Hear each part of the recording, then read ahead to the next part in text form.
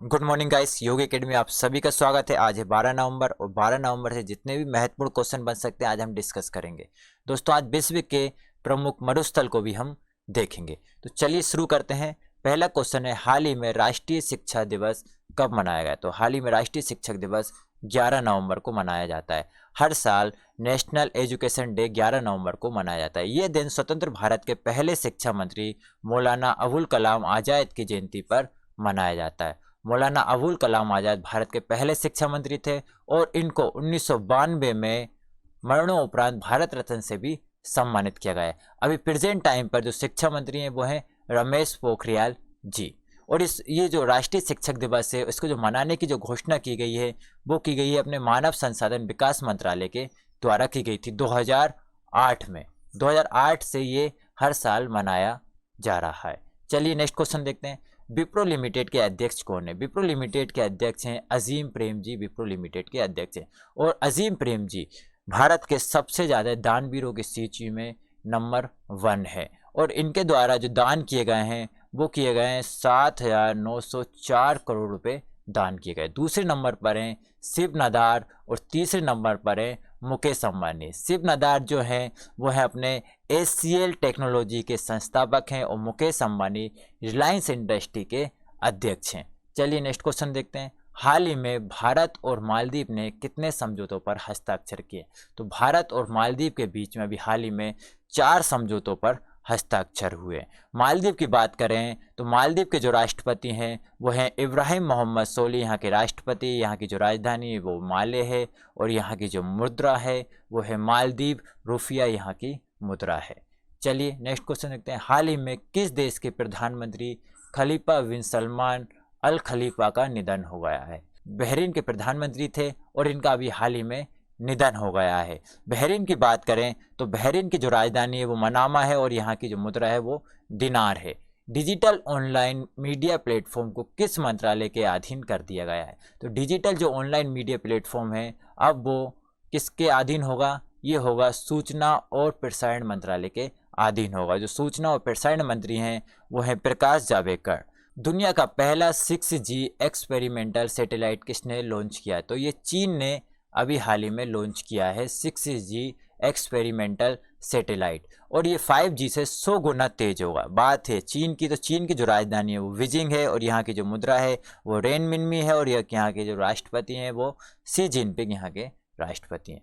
भारत ने किस देश के साथ मिलकर जल केंद्र का उद्घाटन किया? तो भारत ने अभी हाल ही में ऑस्ट्रेलिया के साथ मिलकर जल केंद्र का उद्घाटन किया गया है। IIT गुवाहाटी और ऑस्ट्रेलिया में सिडनी विश्वविद्यालय के द्वारा ये करा गया है। दोस्तों ऑस्ट्रेलिया की बात करें तो ऑस्ट्रेलिया की जो राजधानी है वो कैनबरा है और यहाँ की जो मुद्रा है वो डॉलर है और यहाँ के जो PM है वो स्कॉट मॉरिसन यहाँ के PM है। भारत का पहला एंटी सैटेलाइट मिसाइल परीक्षण का क्या नाम था? एंटी सैटेलाइट मिसाइल जो था वो मिशन शक्ति था, तो इसका B ऑप्शन राइट आंसर होगा। इसका जो परीक्षण किया गया था वो 27 मार्च 2019 को किया गया था और ये DRDO के द्वारा किया गया था। DRDO ने इसका जो परीक्षण किया था वो उड़ीसा के डॉक्टर APJ अब्दुल कलाम द्वीप से इसका परीक्षण किया था। अभी हाल ही में DRDO भवन में राजनाथ सिंह ने एंटी सैटेलाइट मिसाइल के मॉडल का उद्घाटन किया। बात है DRDO की, तो DRDO के जो अध्यक्ष हैं वो डॉक्टर G सतीश रेड्डी यहाँ के अध्यक्ष हैं और दोस्तों DRDO का जो मुख्यालय है वो दिल्ली में है और 1958 में DRDO की स्थापना की गई थी और इसका जो वाक्य है वो है, जो मोटो है वो है वतस्य मूलम विज्ञानम, इसका मोटो है। भारत के किस लेखक को Tata literature life time achievement award 2020 से सम्मानित किया गया है? तो ये किया गया है रस्किन बॉन्ड को। रस्किन बॉन्ड जो कि काफ़ी फेमस लेखक है, इनके द्वारा 100 से ज़्यादा पुस्तकें लिखी गई हैं और इनको पद्मश्री और पद्म भूषण से भी नवाजा गया है। इनकी जो रचना है वो है a song of life, room on the roof, blue umbrella, इनके द्वारा लिखी गई काफ़ी महत्वपूर्ण पुस्तिकाएँ हैं। चलिए कॉलिंस डिक्शनरी द्वारा वर्ड ऑफ द ईयर के रूप में किसे चुना? तो वर्ड ऑफ द ईयर कौन बन गया है? लॉकडाउन को बना दिया गया है word of the year Collins dictionary के द्वारा। चलिए नेक्स्ट क्वेश्चन है, थ्वासमी life and skill through the lens Ramayana शीर्ष बुक किसने लॉन्च की है? तो ये जो लॉन्च की है वो उपराष्ट्रपति एम वेंकैया नायडू के द्वारा लॉन्च की गई है। किस देश के राष्ट्रपति ने महात्मा गांधी पर एक विशेष संकलन मुहिले बुझको गांधी जारी किया? मुहिले बुझको गांधी जो जारी किया वो नेपाल ने किया गया। तो इसका ए ऑप्शन राइट आंसर होगा। महात्मा गांधी की 151वीं जयंती को चिन्हित करने के लिए यहाँ की जो राष्ट्रपति हैं विद्या देवी सिंह भंडारी, इनके द्वारा ये लॉन्च किया गया है। बात करते हैं यहाँ के नेपाल की, तो नेपाल के जो प्रधानमंत्री हैं वो हैं ओपी कोली, और यहाँ की जो राजधानी है वो काठमांडू यहाँ की राजधानी, और यहाँ की मुद्रा रुपया है। चलिए दोस्तों, ये थे आज के कुछ महत्वपूर्ण करंट अफेयर। चलिए अब देखते हैं 11 नवंबर के क्यूज रिवीजन। दोस्तों पहला जो है वो है विश्व विज्ञान दिवस कब मनाया जाता है? तो विश्व विज्ञान दिवस हर साल 10 नवंबर को मनाया जाता है। इस बार की जो थीम थी वो थी science for and with society. इस बार की थीम थी आईपीएल 2020 का खिताब किस टीम ने जीता? तो आईपीएल 2020 का खिताब मुंबई इंडियंस ने जीता है दिल्ली कैपिटल्स को हराकर। Your west day is society नामक पुस्तक किसकी है? ये अनुपम खेर की पुस्तक है। हॉर्नबिल फेस्टिवल किस राज्य में मनाया जाता है? तो ये नागालैंड में मनाया जाता है, नागा जनजाति के द्वारा। जेसीबी साहित्य पुरस्कार 2020 किसने जीता है? तो ये जीता है हैस हरेस के द्वारा जीता गया है। ये मलयालम लेखक हैं। महिला T20 चैलेंज खिताब किसने जीता है? तो महिला T20 ट्रेल विलेजर्स के द्वारा जीता गया है सुपरनोवास को हराकर। सुपरनोवास जो कि 2 बार की चैंपियन थी। किस राज्य की तेजपुर लीची को जीआई टैग मिला है? तो ये असम की तेजपुर लीची को जीआई टैग दिया गया। Single lane motorable suspension bridge का उद्घाटन किस राज्य में किया गया? ये उत्तराखंड में किया गया। उत्तराखंड के 20वें स्थापना दिवस पर। किसने पेरिस मास्टर्स टेनिस का खिताब जीता है? तो ये डेनिल मेदवेदेव के द्वारा जीता गया। किस राज्य में लूहरी हाइड्रो पावर परियोजना शुरू हुई थी? तो ये अभी हिमाचल प्रदेश में शुरू की गई। राष्ट्रीय जल पुरस्कार 2019 के तहत सर्वश्रेष्ठ राज्य चुना गया है, तमिलनाडु को चुना गया। भारत ने समुद्री डोमेन जागरूकता में सुधार के लिए किस देश को तटीय निगरानी रडार सिस्टम देगा? तो ये फिलीपींस को देगा। एमपी में कितनी सीटों के लिए उपचुनाव किए गए? तो 28 सीटों के लिए उपचुनाव हुए हैं, जिसमें बीजेपी को 19 सीट और कांग्रेस को 9 सीट मिली है। चलिए, किस देश को आतंकवाद की सूची की राज्य प्रायोजकों से हटा दिया गया है? तो ये सूडान को अभी हाल ही में हटाया है। एससीओ में सदस्य देशों की संख्या कितनी है? तो एससीओ में जो सदस्य देशों की संख्या है वो है 8 सदस्य देशों की संख्या है। 8 सदस्य कौन कौन से हैं? चीन, रसिया, भारत, कजाकिस्तान, उज्बेकिस्तान, तजाकिस्तान और पाकिस्तान, इसके 8 देश हैं। इसके अभी 20वीं समिट की गई थी, जो कि हेड ऑफ स्टेट की समिट थी। ये 2001 में फॉर्म किया गया था। ये पहली बार वर्चुअल मीटिंग थी। और इस एससीओ का जो मुख्यालय है वो बीजिंग में है, और इसकी जो भाषा है वो चीनी और रसिया इसकी भाषा है।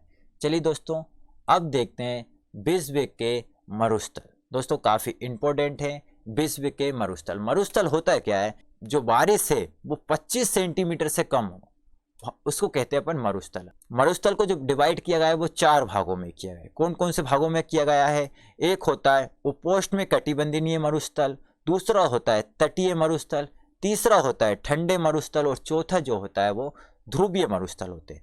जो उपोष्ण में कटिबंधीय मरुस्थल रहते हैं वो गर्म मरुस्थल कहलाते हैं दोस्तों। तटीय जो मरुस्थल होते हैं वो समुद्र के तट पर होते हैं, वो उनको कहा जाता है समुद्र तटीय मरुस्थल। और जो ठंडे मरुस्थल होते हैं, जो कि यहाँ पे ठंड काफ़ी अधिक होती है, जैसे कि अपने भारत का लेह और लद्दाख, ये कैसे हैं? ठंडी है ना, यहाँ पे बारिश नहीं होती। यहाँ पे क्या होता है? ठंडे रहते हैं लेकिन बर्फ़ होती है, लेकिन बारिश नहीं होती, 25 सेंटीमीटर से कम होती है, इसलिए इनको ठंडे मरुस्थल कहा जाता है। एक होते हैं ध्रुवीय मरुस्थल। ध्रुव में होते हैं, बर्फ होती है लेकिन यहाँ पे बारिश नहीं होती। बारिश नहीं होने के कारण इनको भी मरुस्थल की श्रेणी में रखा जाता है। तो ये 4 प्रकार के मरुस्थल होते हैं। अब देखेंगे अपन विश्व के कुछ महत्वपूर्ण मरुस्थल। तो दोस्तों ये दिख रहा होगा आपको बिल्कुल मैप में, ये है विश्व के कुछ मरुस्थल। दोस्तों एक एक करके अब बात करते हैं विश्व के मरुस्थल। दोस्तों आते हैं अपन अफ्रीका महाद्वीप में। अफ्रीका महाद्वीप में अपना सबसे जो बड़ा मरुस्थल पड़ता है वो पड़ता है सहारा मरुस्थल। ये रहा सहारा मरुस्थल, ये उपोष्ण मरुस्थल है और विश्व का सबसे बड़ा मरुस्थल है। अफ्रीकी महाद्वीप में दो मरुस्थल और हैं, एक है कालाहारी मरुस्थल जो काफ़ी महत्वपूर्ण मरुस्थल है, ये बोत्सवाना में पड़ता है, और एक है नामीब मरुस्थल, नामीब मरुस्थल नामीबिया में पड़ता है। चलिए दोस्तों, अब आते हैं अपन ऑस्ट्रेलिया। ऑस्ट्रेलिया में आते हैं, ये रहा ऑस्ट्रेलिया, और ऑस्ट्रेलिया में जो है वो है ग्रेट सैंडी मरुस्थल है ऑस्ट्रेलिया में। ये भी कैसा है, गर्म मरुस्थल है। ग्रेट विक्टोरिया मरुस्थल भी है और सिम्पसन मरुस्थल भी ऑस्ट्रेलिया में पड़ता है। अब आते हैं अपन साउथ अमेरिका में। साउथ अमेरिका में देखा जाए तो दो मरुस्थल काफ़ी महत्वपूर्ण है, एक है आटाकामा मरुस्थल। आटाकामा मरुस्थल जो है वो चिली में पड़ता है, और दूसरा जो है वो है पेटागोनिया मरुस्थल। ये रहा पेटागोनिया मरुस्थल। अब आते हैं उत्तर अमेरिका में। उत्तर अमेरिका में दो काफ़ी महत्वपूर्ण मरुस्थल पड़ते हैं, एक है सोनोरन मरुस्थल और दूसरा है मोजाक मरुस्थल। ये उत्तरी अमेरिका में पड़ते हैं। दोस्तों अब आते हैं अपन एशिया में आते हैं। तो एशिया में दोस्तों काफ़ी महत्वपूर्ण मरुस्थल है, काफ़ी बार पूछे जाते हैं क्वेश्चन। गोबी जो मरुस्थल है वो विश्व का सबसे ठंडा मरुस्थल है, और ये सबसे ठंडा, इसे इसको शीत मरुस्थल भी कहा जाता है। गोबी मरुस्थल जो है वो पड़ता है अपना चीन और मंगोलिया की सीमा पे पड़ता है, और उसी के नीचे पड़ता है एक कौन सा, तकलामाकन मरुस्थल। तकलामाकन जो मरुस्थल है वो कहाँ पड़ता है, अपना चीन में पड़ता है। फिर इसके बाद नीचे आओगे आप तो ये रहा थार मरुस्थल। थार जो मरुस्थल है वो भारत और पाकिस्तान की सीमा पे पड़ता है। फिर आप आओ यहाँ पे तो ये पड़ता है अपना ईरान में। ईरान में पड़ता है दस्ते लुट मरुस्थल, और ये अरेबियन जो मरुस्थल है वो अरब में पड़ता है। और यहाँ पे आओगे आप तो काजीकुलम जो मरुस्थल है वो उज्बेकिस्तान में पड़ता है।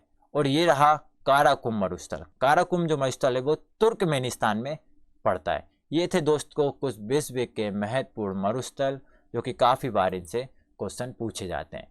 तो दोस्तों इसी के साथ मैं आपसे इजाज़त लेता हूँ। वीडियो अगर आपको अच्छी लगी है तो लाइक कीजिएगा, और अपने दोस्तों में ज़्यादा से ज़्यादा इस वीडियो को शेयर भी कीजिएगा। वीडियो से संबंधित आपका कोई भी सुझाव है तो आप कमेंट बॉक्स में कमेंट करके दे सकते हैं। दोस्तों इस वीडियो की PDF आप हमारे टेलीग्राम ग्रुप से भी डाउनलोड कर सकते हैं। दोस्तों